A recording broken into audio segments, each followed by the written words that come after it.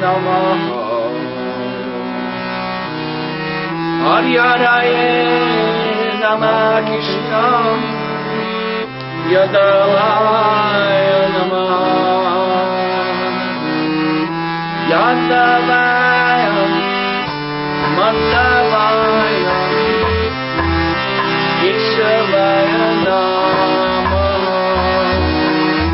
Yadavaya Madhavaya Keshavaya Namaha Uppala Govindaram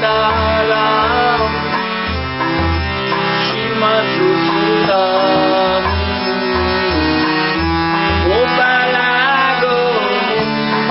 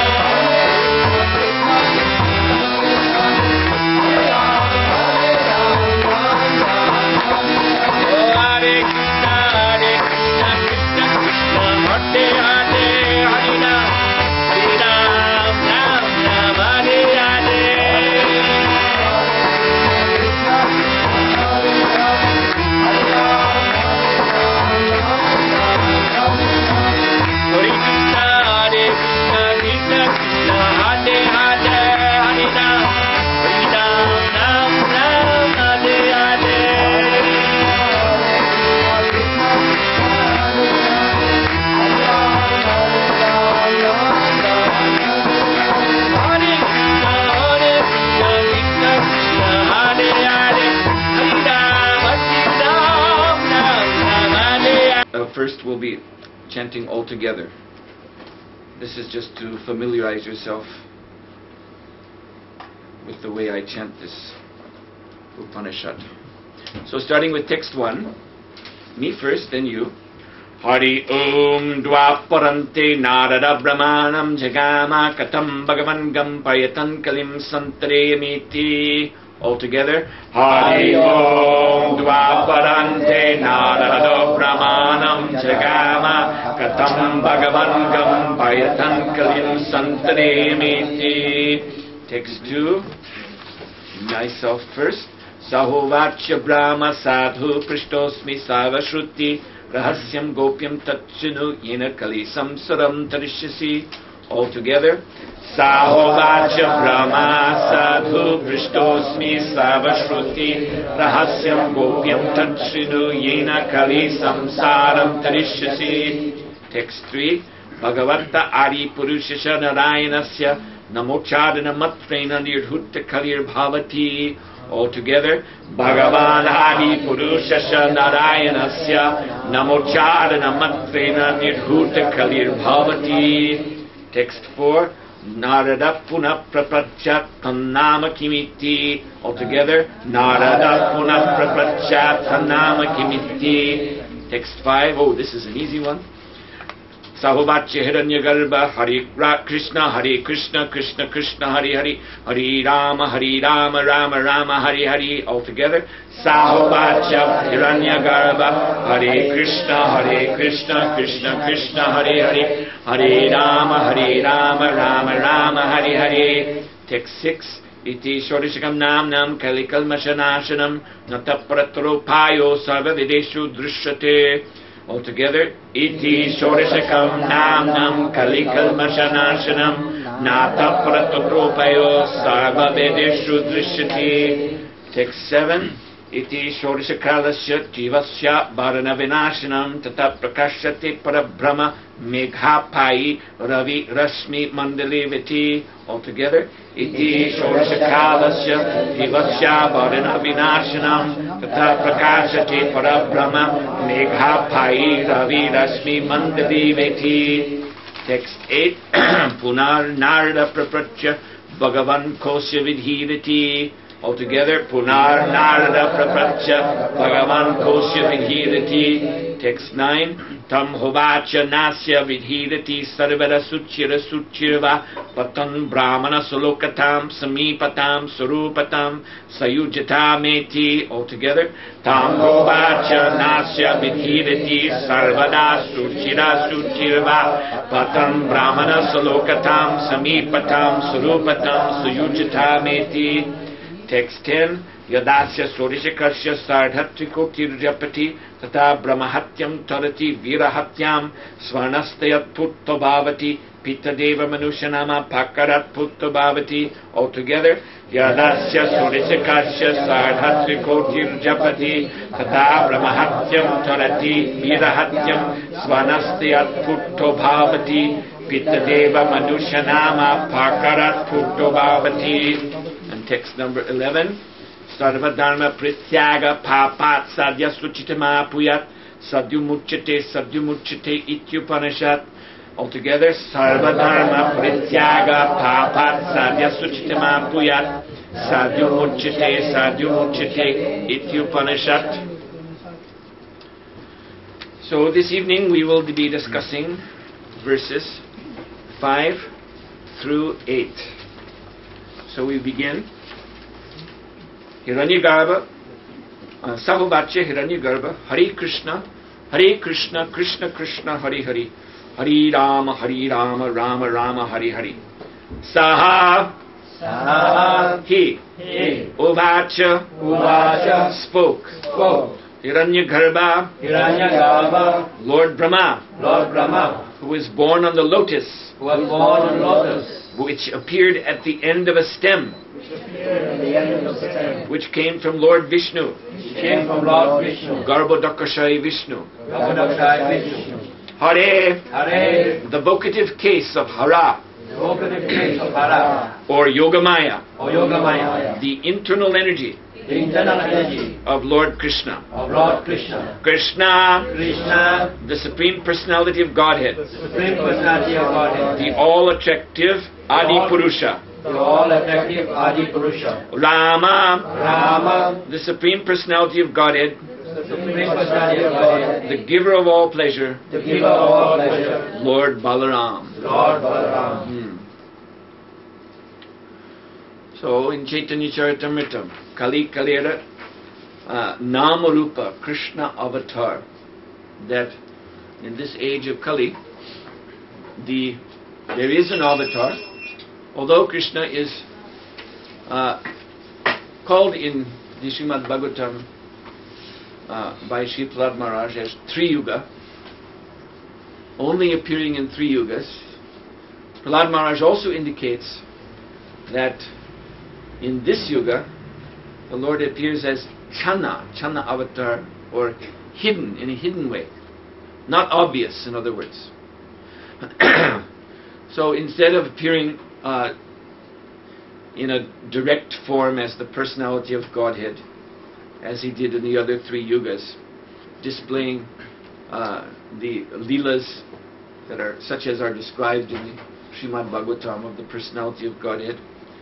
Kali Nama Rupa Krishna avatar.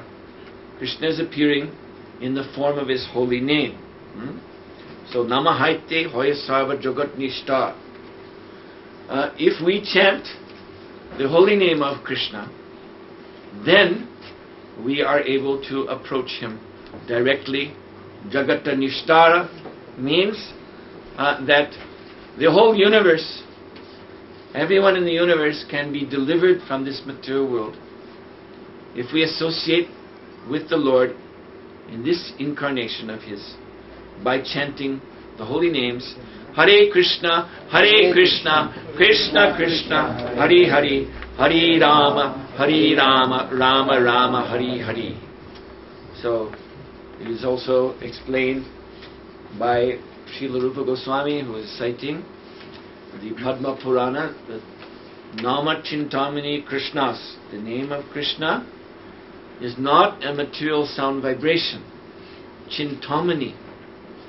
Chintamani means spiritual gem. Chinta. Chinta actually means consciousness. Mani means gem. So it is a gemstone of pure consciousness. And Chintamani Prakarashadmashu Kalpa. So the abode of Lord Krishna is formed out of this gemstone, Chintamani. And so similarly the holy name is of the same spiritual, transcendental substance, Nama Chintamani Krishnas. So we should not make the mistake of thinking that the Hare Krishna Mahamantra is just another type of sound vibration that is originating on people's tongues, just man-created vibration. No, it is transcendental. But again, the Lord is so kind. Kali Kale Namarupa Krishna Avatar. He has descended in this age, just as the deity appears in this age, so that we can see him and worship him. So the holy name, similarly, by causeless mercy, has appeared, so that we can chant, and in this way have direct association with Lord Krishna. So in these syllables of the holy name, Chaitanya Rasa Vigraha. So Chaitanya Rasa means that eternal rasa, which we all have with Krishna. Every living entity, every spirit soul has potentially, spirit soul we can take to be like a seed, this Jiva Atma spark.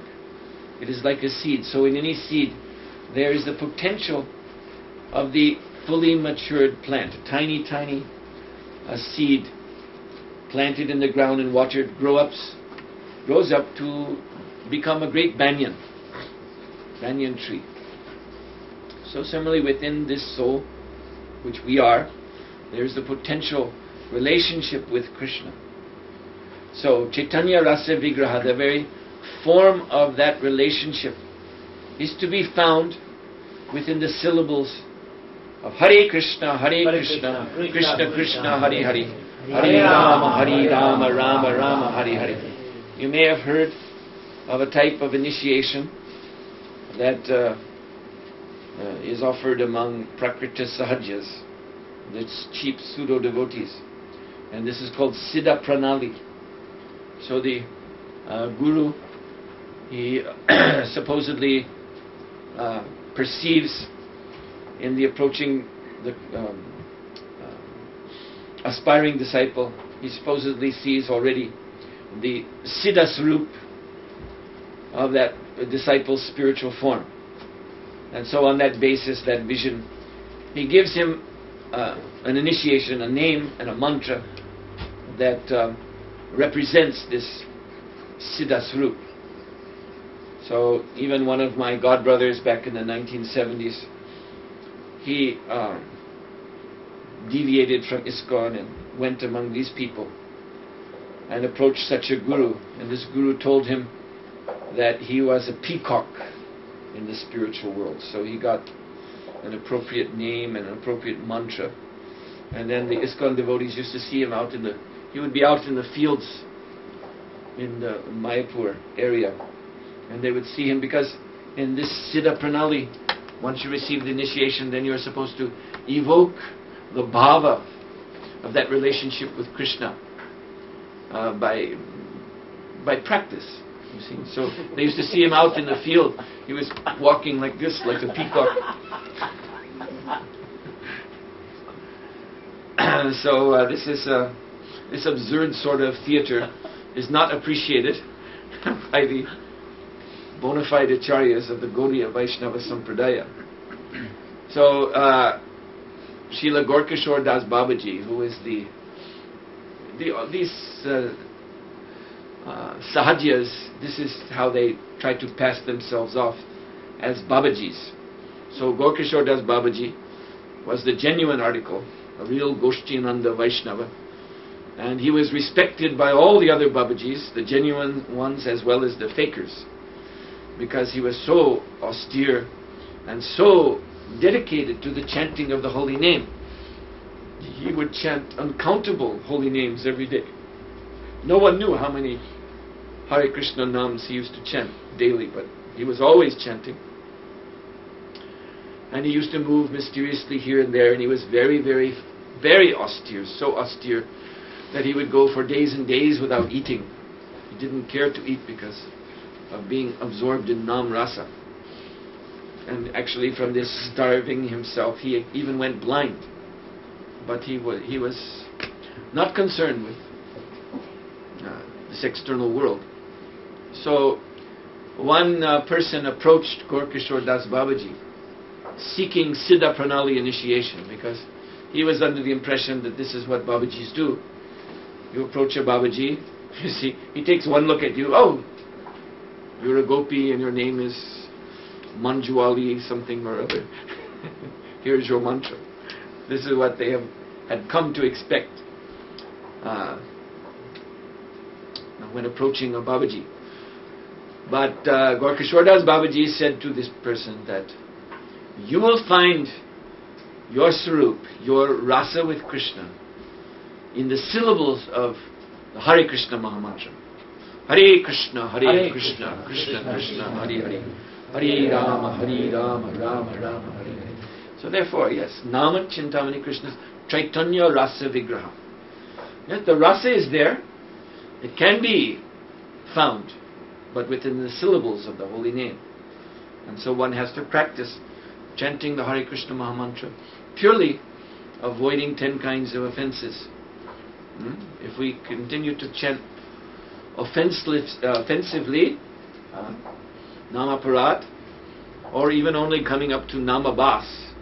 Namabas means one is trying to avoid offenses but still only chanting the reflection of the holy name. He has not come to Shuddhanam.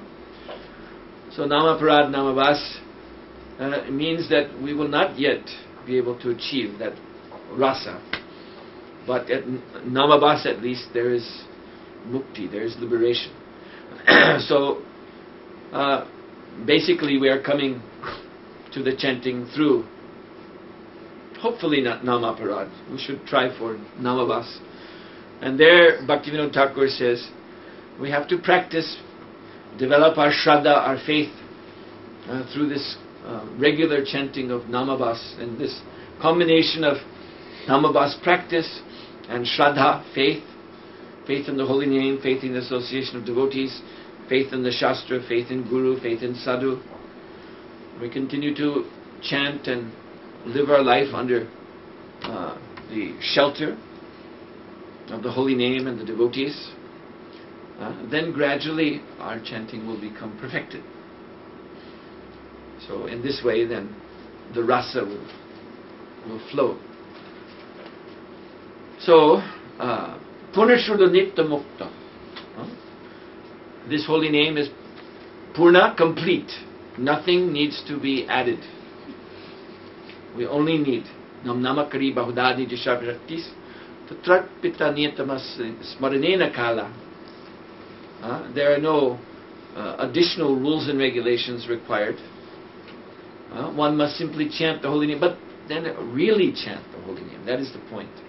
As I said, if we're not actually chanting the holy name, if one is chanting Nam Aparad or even Namabas, then there are steps that we have to take to improve our chanting.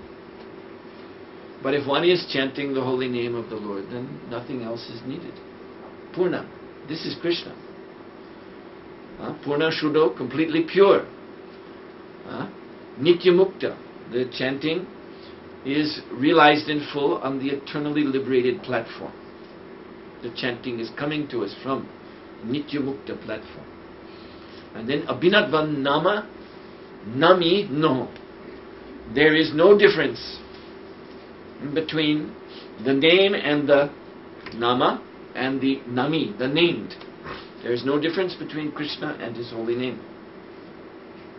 And now we are all thinking there is a difference. This is our misfortune. Every day we're sitting down and chanting our rounds, and then sometime later in the day we may be thinking, oh, what it would be nice, it would be so nice to realize Krishna, to be with Krishna. Well, you just were with Krishna when you were chanting. Krishna was there on your tongue, right in front of you, in your heart, but you didn't see Him. Oh, Krishna is here. Krishna is here. This is the same point. Kali Kali, Nama Rupa Krishna Avatar. Krishna is here. But this stage of understanding that Nama and Nami are the same, this is very advanced stage. This is called the Bhava stage. There are 3 levels of Bhakti, devotional service. So there is Sadhana Bhakti, there is Bhava Bhakti, and there is Prema Bhakti. So these are maturations. So we begin at sadhana, practice.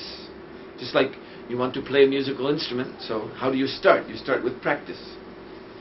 One wants to learn to play piano, first learn some basic scales, and that's all he does, going up and down the scales. And in the beginning, because he's not expert, that sound may not be very pleasing. I remember when my sister, when she was about 9 years old, she began to take violin lessons. And I really didn't like that. Hearing her, she'd have her little music stand and the music out, and she would play. But she was just a little girl, so no practice. But not only that, her coordination wasn't very good. So she used to screech and scratch on this violin. But she was determined, and she practiced, and gradually, after quite a while, she could begin to play some simple melodies nicely. And when one can make some nice music, then that is in itself is inspiring.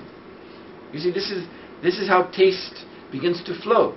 You make nice music that you can hear as nice as you're playing. Others around go, oh, that's very nice. They appreciate.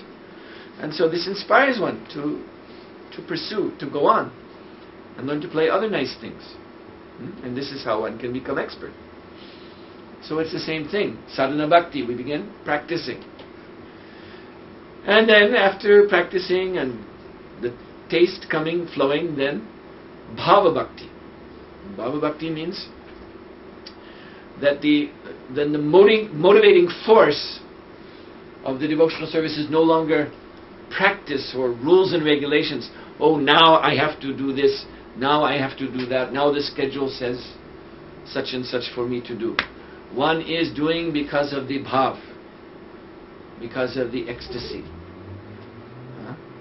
So this is the stage, Bhava Bhakti, where one begins to realize that Nam and Nami are the same. And then there is Prema Bhakti, which is the fully manifest rasa, transcendental relationship with Krishna in Goloka Vrindavan. Goloka Vrindavan is a place of Prema Bhakti. So Bhava Bhakti then leads to that. So anyway, so this is the point, that realizing that Nama and Nami is a very, very advanced stage. So this Hare Krishna Maha Mantra is Krishna himself. This Hare Krishna Maha Mantra is being distributed through the world by the grace of Lord Chaitanya Mahaprabhu's movement. And yet, the Hare Krishna Maha Mantra remains what Prabhupada used to call an open secret. Open secret. You see, because it is, as I've just explained, it is not open to everyone immediately, the true significance of the holy name, that the holy name is none other than Krishna himself.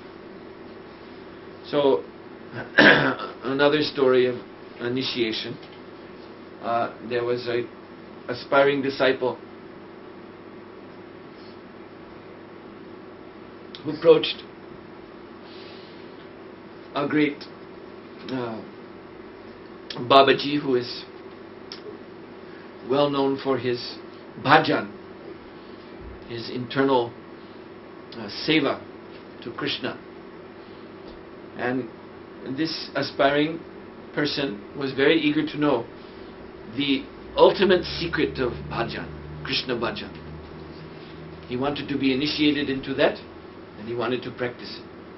So he approached this Babaji, expecting to hear something very, very wonderful, esoteric, mysterious. Babaji Maharaj, please, can you reveal to me the ultimate secret of bhajan? What is that practice which is superior to all other practices? And that practice is what I want to do. So I'm approaching you now to be initiated into that practice. And this great Vaishnava, he replied, yes, the ultimate in all practices of bhajan is to chant Hare Krishna, Hare Krishna, Krishna Krishna, Hare Hare, Hare Rama, Rama Rama, Hare Hare. So this young man, he was surprised in a disappointed way. He wanted to hear something, very esoteric. But this was what he was told. So he said in quite frank disappointment that, but my dear Babaji Maharaj, every dhobi wala knows this Hare Krishna mantra. Dhobi wala means washerman. Every rickshaw wala knows Hare Krishna mantra. Rickshaw driver. Every village girl knows the Hare Krishna Mahamantra. This is not so special. So Babaji Maharaj looked at him and said, so you say that every dhobi knows, every rickshaw wala knows, every village girl knows. Well, here. Then he reached one basket next to him, and he took out a very large, splendid looking jewel. Very large. Obviously extremely valuable. So the young man was astonished that this Babaji, simply wearing one loincloth, sitting in a kutir, has such a jewel. And he just handed over the jewel to him. You take this jewel, and I want you to go to your dhobis and to your rickshawalas and to your village girls and show them this jewel and see if they know its real value. So he did that. He said, all right. So he took this very massive jewel and he went to the river bank, and there were some dhobis, and they had the laundry, and they were preparing to scrub it in the river as they do. So he came to them and he said, I've been sent here by so-and-so Babaji Maharaj, and I want you to tell me what you think of this. And then he showed them the great jewel. And they said, oh, well, that looks very nice. And so the young man said, I'm glad you like it. Now, could you please tell me what you think the value of this jewel is? And these washermen, they said, well, yes, we would like to have such a jewel. Yes. They looked at each other. Yes, it would be very nice. We know exactly what we do with it. You see, every day we have to wash this cloth. And we have to beat the cloth with something. So this jewel looks very hard, very strong. We would beat our cloth with this jewel. It would be very good. So then he went to the rickshawas. They were standing with their rickshaws ready to take someone. And same thing, he showed them the jewel and asked them, what do you think the value is? And the rickshaw, well, as they looked at one another, conferred a little bit. Oh yes, this looks like a very nice jewel and we would definitely like to have it for ourselves. Then they showed him their feet. You see, running on the dirt path with rickshaw, pulling rickshaw, our feet get very dry and cracked. And we need a good hard stone to scrub us the dry skin from the bottom of our feet, and this jewel would be perfect. And then he went to the village ladies, young village girls, and he showed them the jewel. What do you think of this? What is its value? And they talked among themselves for a few seconds, and then they said, yes, we would certainly like to have this jewel. You see, we go out in the field and we collect the cow dung, and we have to pack it together. This would be a good thing to pack the cow dung. Then he returned to Babaji Maharaj and said, yes, indeed, these people don't understand the value of this jewel. And Babaji Maharaj replied, yes. And so, they know of the Hare Krishna Mahamantra, but they do not understand the true value. That requires that one receive this Hare Krishna Mahamantra from bona fide spiritual master, and along with it receive the instructions in how to chant and why to chant, and what is the goal of this chanting. So, when we meet the Hare Krishna Mahamantra in our life, just like Padmasambhava Prabhu was telling me his way to Krishna consciousness by way of some Mayavadi practices. So yes, all of us have somehow or other come by some wandering way into contact with this Krishna consciousness movement, which means into contact with the Hare Krishna Mahamantra. So that first contact with the Hare Krishna mantra, this was our first meeting with Krishna. This is how we have to understand it. So this is our first meeting, direct meeting with Krishna. We have not realized that yet, but this is what it was. And as long as we continue to chant, we are in relationship with Krishna now. So this chanting of the Hare Krishna Mahamantra, Chaitanya Charitamrita, Anti Lila chapter 4, verses 70 and 71. So Chaitanya Mahaprabhu there is telling Sri Sanatana Goswami that the 9 processes of devotional service, of course, they're all excellent. They all bring one into touch with Krishna. And they all are opening the door in our lives to Krishna Bhakti, devotional service to Krishna, and Krishna Prema, love of Krishna.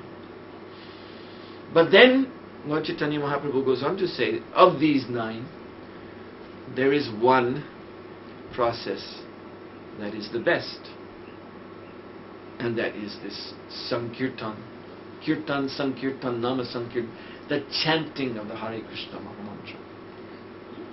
So, although all the 9 are excellent, still, of these 9, one stands out according to Chaitanya Mahaprabhu, and that is the chanting.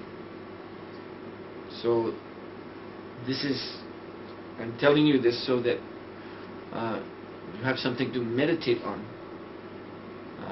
in your appreciation of this holy name. So, now, last night, one young man who is fortunately not here today, was asking his fruitless questions. And so he wanted to know why in one book written by Sanatana Goswami, other names of Krishna were mentioned, but not Hare Krishna Mahamantra specifically. Now this type of question, of course, one can rack one's brain and come up with all kinds of awkward type of questions. This is not the point of asking questions, just to come up with some new question that you think, well, probably no one's ever asked this question before. You see? That is not the point of inquiry. The point of inquiry is to ask valuable questions which lead to progress in devotional service. Not idle questions just born out of mental speculation. Novelty. Just novel questions. Just questions that are different. So, as Srila Prabhupada published this book, Perfect Questions, Perfect Answers. So anyway, so one might ask, why the Hare Krishna Mahamantra? There are so many names of Krishna. Gopal, Govinda, so many names of Krishna. So why in this Kali Santarana Upanishad is the Hare Krishna Mahamantra specifically given? We heard yesterday. Tannama Kamiti, Narada asked. Of all the names of the Lord, which names, my dear Lord Brahma, are you saying that we ought to chant in this age? And today, in verse 6, we have heard the answer. Hare Krishna Mahamantra. So why is that? So, here is an answer. That the names of the Lord are categorized in three ways. So there are Gaunanam. Gaunanam, these are names like Shrishtikarta, Ishvara, Paramatma. These are describing the Lord's pastimes in relationship with the material nature. So Shrishtikarta means the Lord is the cause of creation. Karta, doer. Shrishti, creation. He is the one who does creation. He orders the material nature to move through her phases of Shrishti, Sthiti, Pralaya, creation, maintenance, destruction. Ishvara, he is the controller of this material world. Paramatma, he is the supersoul in everyone's heart. So these are holy names, but you see, the holy names are derived from the leelas of the Lord. The holy names are indicative of the Lord's leelas, just like Giriraj or Govardhanadhari. This is indicative of his leela of lifting Govardhan hill. So these Gauna names, Gauna Nama, Paramatma, Shrishtikarta, Ishvara, and other such names, these are not, these are Naimitika Leela, in other words. They're not Nitya Leela, they're Naimitik. Naimitik means occasional Leelas. On occasion the Lord, because the material world is not eternally manifest. The material world, as I said, goes through Shrishti, Sthiti, Pralaya, Mahapralaya. Then everything is wound up. Everything is merged into Mahavishnu. So there is no world for the Lord to rule over. There are no living entities and bodies for the Lord to expand into their hearts and act as Paramatma there. So this is Naimitik Leela, the Gaunanam. So then there is Swarupanam. This is these are holy names such as, again, Govinda, Madhava, Gopal, Hari, and these are indicating the Lord in his transcendental leelas. And yet there is a third category, and that is called Madhura Nam. And the Madhura Nam, there are only three: Hare, Krishna, and Rama. These are the three sweetest of the sweet holy names, and they are combined together in the form of this Hare Krishna Mahamantra. So it is the Hare Krishna Mahamantra, Hare Krishna, Krishna Krishna, Hare Hare, Hare Rama, Rama Rama, Hare Hare, which Chaitanya Mahaprabhu has given so that we are able, even those of us in the Kali age, we've been born in this age because of being very fallen, having some very serious disqualifications, but at the same time there is this mercy. If we chant the Hare Krishna Mahamantra, then even persons like us will be able to cultivate this Madhura Bhava, this intimate relationship with Krishna. So, this is why the Hare Krishna Mahamantra is given, for that purpose. Specifically for this purpose. To awaken the Madhura Bhav, the most intimate love, transcendental love, that is possible to have with Krishna. So, I have to state that even this is most confidential, and even this Kali Santarana Upanishad is not revealing that about the Hare Krishna Mahamantra, because it is an Upanishad. Therefore, it is apparently concerned with moksha or liberation. This Upanishad is telling us that in this age, it's not just the best, but the only means, as we heard yesterday, Nirdhuta Kalir Bhavati, the only means to become purified of the ills of Kali Yuga. And as we will hear later, tomorrow, on Monday, we'll hear that this is actually the means of achieving the different kinds of liberation that are available in Vaikuntha. The only means. But beyond this, beyond liberation, there is prema. And the best, the essential prema is this Madhura Rasa with Krishna. So that truth, most confidential truth of the chanting of Hare Krishna Mahamantra, that is revealed by Lord Chaitanya Mahaprabhu. Even Lord Brahma does not feel himself competent to discuss this in this Upanishad. He knows, Lord Brahma knows very well, that soon Chaitanya, Krishna himself will come as Chaitanya Mahaprabhu and teach this aspect of chanting Hare Krishna. So let us go on to text 7.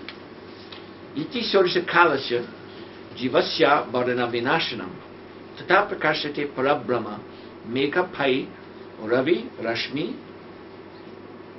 Oh, sorry, I jumped over. No, text 6. Iti Shorishakam Namnam Kali Kalmashanashanam Nata Paratoro Payo Savavirishu Drushati. Relation. In this way, the collection of 16 names is the only destroyer of sins in Kali Yuga. No remedy other than this is seen in all the Vedic scriptures. Actually, yes, let's repeat this together. So, in this way, the collection of 16 names is the only destroyer of of sins in Kali Yuga.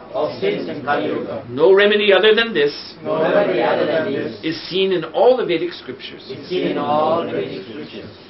So 16 names, count them. Hare Krishna, Krishna Krishna, Hare Hare, Hare Ram, Ram Ram, Hare Hare. 16. These 16 names. Iti Shodishakam Naman Kali Kalmashanashanam. And they destroy the sins of the Kali Yuga. Now, I've sometimes been asked, speaking again of silly questions, when one preaches for years in the Hare Krishna movement, one comes across so many silly questions. But this is a silly question, yet it also requires a serious answer.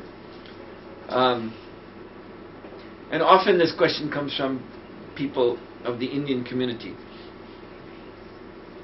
And their doubt is about the 4 principles that we say to take up this chanting of the Hare Krishna Mahamantra, as I said, to take it up with proper sadhana, so that one can progress to bhava and prema, come out of namaparad and namabhas and come to shuddhanam. Then we have to follow 4 regulative principles. We have to abstain from meat eating, fish eating, egg eating. and illicit sex, and gambling, and intoxication. So, more than once I've been asked by persons coming from the Hindu community, but where is it said that these are sins? You see? This is their, and obviously I think the reason that they ask this question is because some of their own personal habits fall in these areas. And they're reluctant to have to give them up. But also I've seen that they haven't been told. Seriously, they may be Hindus, I don't know what kind of training they may have had, but this they have missed somehow. That meat eating is sinful. Gambling, illicit sex, intoxication is sinful. And I've seen, for example, there's one newspaper, I don't know if it still comes out, I think it's called Hinduism Today. You heard of that? Comes out from Hawaii, I think. There's one a group, they're Ganesh worshippers, basically. And they publish this. I remember reading an editorial in Hinduism Today. I've only seen a few of these issues. And at that time, the guru of this organization, I believe he's departed the world now, but he was writing that in Hinduism, there's no such thing as sin. Which is an incredible statement. Incredibly ignorant statement. And he's supposed to be a guru. There's no sin, no pop in Hinduism, then what is the Manu Samhita all about? Manu Samhita is warning everyone not to commit these papa karmas, these sinful activities. And Manu Samhita is clearly saying what the inauspicious result will be if these sins are committed. And so in Srimad Bhagavatam, since we're speaking of the four regulative principles, so Srimad Bhagavatam right away in the first canto, where Maharaj Parikshit confronts the personality of Kali and forces him to desist from trying to kill a cow and a bull. Then Kali Raj, he surrenders to Maharaj Parikshit. And he says, now I'm under your protection, so please tell me where I can be under your authority. You are ruler of the world. So I'm part of this world, I'm here. So I must be somewhere. So I'm under your protection, now please tell me where I can go. So Parikshit Maharaj says, you can go wherever there is, he mentions, Dyutam, Panam, Striya Suna. 4 things. So,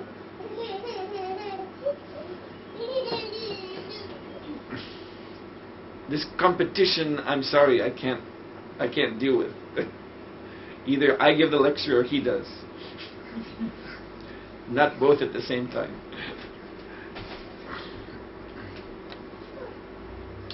So Dyutam means gambling. Panam means, in India they go like that, drinking. Striya means illicit sex. And Sunam means animal slaughter or meat eating. So, Yatra Adharmas Chaturvidaha. It is stated in Srimad Bhagavatam. Yatra Adharmas Chaturvidaha. That's very plain language. These 4 things, Chaturvidaha, they constitute adharma, sinful life. Now the Srimad Bhagavatam, the Bhagavad Purana, it is well known. Of course, in our Vaishnava Sampradayas, we treasure the Bhagavad Purana as being the Mahapurana, the foremost of 18 Puranas, particularly in the Gaudiya Vaishnava Sampradaya, but also in other Sampradayas too. the Tattvavari Sampradaya of South India, for them too, that is the most important Purana. And in India in general, the Bhagavad Purana is widely recognized. It is much more popularly read than any other Purana. It is foremost among Puranas. So, millions and millions and millions of Hindus have come in touch with the Bhagavad Purana, the Srimad Bhagavatam. And there, right in the very beginning, adharma is defined as meaning these four things: meat eating, illicit sex, gambling, and intoxication. So this is, it surprises me, this type of question coming from the Hindu community. Where does it say these four things are sins? In the beginning of Srimad Bhagavatam, that's where. And moreover, this is confirmed in other Puranic literature too. For example, we find there's the narrative of Chavana Muni and the Ashwini Kumaras found in the Puranas, and this too is a very interesting narrative because it is actually explaining the origin of these four sinful activities, which are considered more sinful than anything else. So why these four are considered among all sins the most severe, the most dangerous? So I'm sure you're interested to know that. So the history is that the Ashwini Kumaras, who among the Devatas, the Ashwini Kumaras are the Vaidyas, they are the doctors. So, like now, traditionally in the Brahmin community, those who practice medicine, Ayurveda, they're considered the most low-class Brahmanas. Why? Because their whole knowledge, everything they do is focused on this gross body. So therefore other Brahmins who are engaged in yagyas and teaching Shastra, philosophy, Vedanta, they look down upon the Ayurvedic Brahmins. I was told by an Ayurvedic doctor myself, who is a Brahmin, so therefore I'm telling you. So similarly in the heavenly planets, the Ashwini Kumaras, their status is not as great as other Devatas. So Lord Indra, the king of the demigods, then he denied the yagyapal, the fruits of sacrifice offered by the earthly brahmanas to the devatas. He denied a portion of that because he's in charge of who gets what portion of the sacrificial offerings. So he denied the portion to the Ashwini Kumaras. He said, you are low class here. Alright, you're demigods, but compared to the rest of us, you're low class, so you should not get. And so they were unhappy, so they went to visit the great Maharishi Chavana Muni. And they explained the problem. So Chavani Muni, he performed the yajna right there and then. He performed his own yajna. And he created from that yajna the results of sacrifice. And he gave that directly to the Ashwini Kumaras. And Indra appeared there in a great rage. He was very angry. Chavana Muni, you would dare to try to thwart my authority? And so he brought his Vajra weapon, Vajra Yuddha weapon, and he raised it to strike Chavana Muni. But he's a Devata, but Chavana Muni is a Rishi. Rishis are superior to Devatas. So Chavana Muni just looked at him, and his hand with the Vajra was frozen, paralyzed. He couldn't do anything. And then out of the same yajna fire, Chavana Muni, he created a demon, most vicious demon called Mada. Mada means mad. The word is almost the same. It's almost an exact transposition from Sanskrit into English. Mada means mad. So this demon was the very form of madness, craziness. It was completely out of control. And this demon attacked Indra. And all Indra could do was flee away. All he could do was run. He couldn't fight this demon. The demon was created from the tejas of the rishi.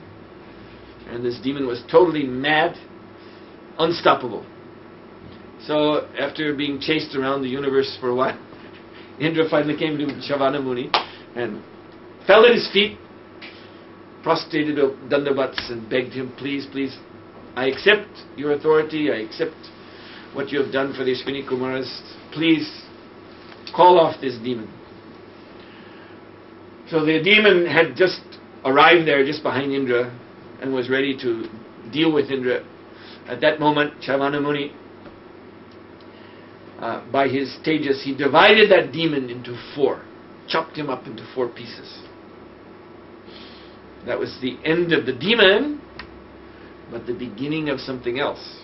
Those 4 pieces, 1 piece became illicit sex, 1 piece became gambling, 1 piece became intoxication, and 1 piece became meat eating. The 4 great sinful activities. So, if one commits these sinful activities, kalmasha, then there are sins awaiting one. And these are also described in Srimad Bhagavatam. Again, I'm astonished that people do not know, people from India, where Bhagavad Purana is so prominent, they do not know that in the 5th canto, the punishments for these sins are also described. So, if one eats meat, there is a hell called Kumbhaka. Kumbhaka, where the meat eater is punished severely if that person has cooked meat, fried up the bodies of animals and birds. The Yamadutas will fry him up.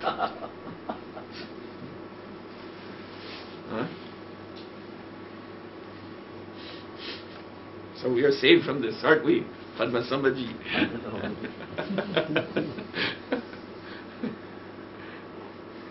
He's still serving me things made of soya. Soya prawns and things like that.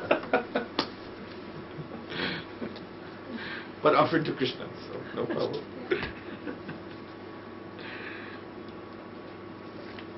If one drinks, ayapana, this is another hell. In this hell, the Yamadutas force open the mouth, put a funnel in there, and pour molten iron down the throat. Not a very pretty thought. This is the punishment. Then, if one gambles, asipatravana. This is a place where the Yamaduta beat and beat and beat that sinful person. And he tries to escape, tries to run away, but all around in this particular hell, there are these plants and trees which have big leaves, which are as sharp and as strong as swords. So when he tries to run away from the Yamadutas, he runs into these trees, and they impale him. And he can't run anymore, and the Yamadutas grab him and beat him again. Wherever he tries to escape, he gets impaled. Oh, horrible, horrible, horrible. And then there's the Taptasuni hell for illicit sex. Again, the Yamadutas are beating these sinful persons. And for those males who illicitly combined with women, so the form of woman is brought out, metal form, red hot, and that person is pressed against that form. And for women who similarly combined illicitly with men, there's a male version of the same thing, red hot, and one is pressed against that. and then taken off and beaten. And this goes on and on and on. This is hell. So these hells are described, and these hells, the Kali Yuga is pervaded with these 4 sinful activities. Nowadays, these 4 things are passed off as culture. Many people do not think of them as sin. Most people, they're not thinking of these activities as sin, because to do these things, you go out in your best clothes, you go to some opulent, like in Auckland, what is that casino? Sky Tower. Yeah, big building they have built. Temple to gambling. Sky Tower. And you go in there in your best clothes and gamble. And for meat eating, there's so many big restaurants, very expensive. Also, you come in your big, long, stretched limousine and step out, enter in your best clothes to sit down and eat the dead bodies, different unfortunate creatures. Intoxication, same thing. Illicit sex, same thing. This is considered classy behavior today. So the Kali Yuga is pervaded with these sinful activities. So those 4 hells I just described are booked up. They're very busy down there at this time. So we should think about that. That is waiting for all those who do not have a method to become relieved from these sinful reactions. Most people in the Hare Krishna movement also, unless they were born in the movement or unless they're coming from some, Gaura Saraswat Brahmin family in India, those are the only people I know of who are known to be very strict about not breaking regulative principles even today. But if we have at all come in contact in the past with these activities, then these sins are hanging over us too. But here, iti shorishakam namnam kali kalmashanashanam. Just chant these 16 names, Hare Krishna, Krishna Krishna, Hare Hare, Hare Rama, Rama Rama, Hare Hare. And those sinful reactions will be destroyed. Nashanam. They will be destroyed. So, nata paratrayopayo sarva videsho drishyati. There is simply no other process that one can find going through all the Vedic scriptures than this for overcoming these severe sins. So then going on, text 7. Iti shorisha kalasya jivasya varna vinashanam tat prakashati parabrahma mega pai ravi rashmi mandali veti. And in this way, the Maha Mantra of 16 names is the destroyer of the covering of the Jivatma